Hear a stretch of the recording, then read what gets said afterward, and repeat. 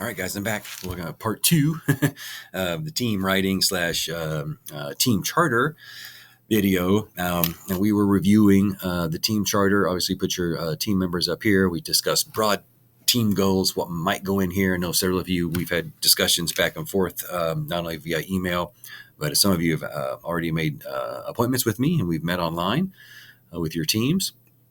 Measurable team goals, your personal goals.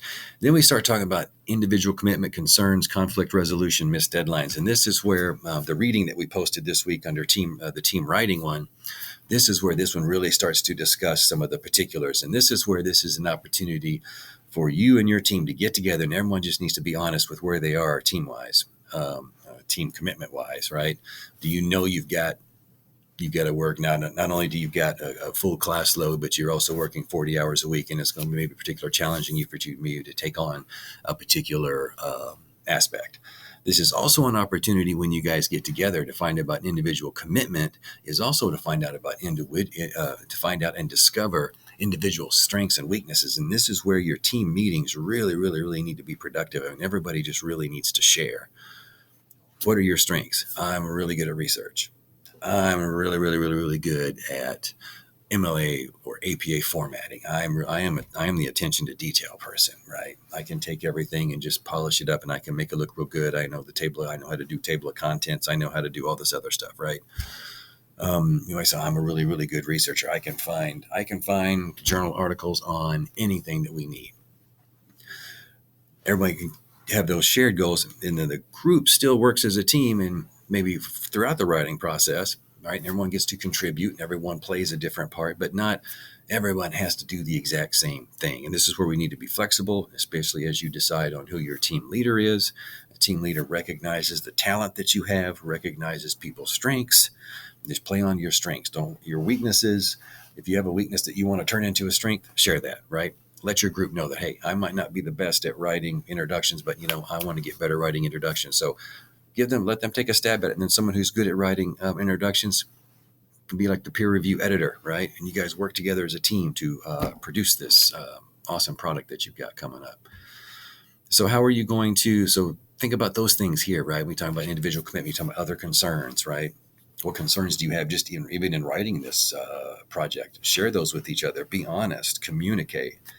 Conflict resolution. What's going to happen if someone misses? What is someone going to stop showing up?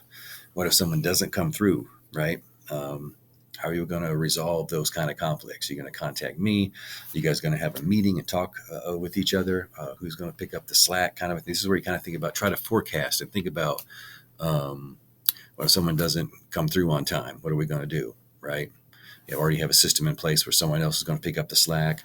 Where we're still going to try to have a place where everything that's getting done is going to one location, so that if someone does happen to what if they have a life event, right? What if they have a life event? So are you going to make sure, as far as part of your conflict resolution, as part of making sure that missing deadlines, or how you're going to handle things that you sometimes can't foresee or even forecast every single one of those? Make sure everybody do all your stuff within our space. We're going to have this Google Doc, or we're going to have a set of Google Docs. Here's going to be this Google Doc is for this Google Doc for that. Is every single thing that you do on here. So that way, if something does happen, right, you guys are all set. No one's, someone never turned in or submitted their stuff. Everything as you do stuff is all being kind of submitted to one place. It doesn't have to be Google, whatever your team decides. Does that make sense? I think if we think about those things now, later on down the road, we'd even have less conflict, right? So think about those things. Have those discussions. Have those discussions now. Be meeting in your groups. Now that I know that you guys have hopefully had a meeting or two, or starting to have those meetings now that we've got our topics narrowed. We figured out what that issue is, that problem or that specific area within our topic that we're going to research. Now let's start thinking about team.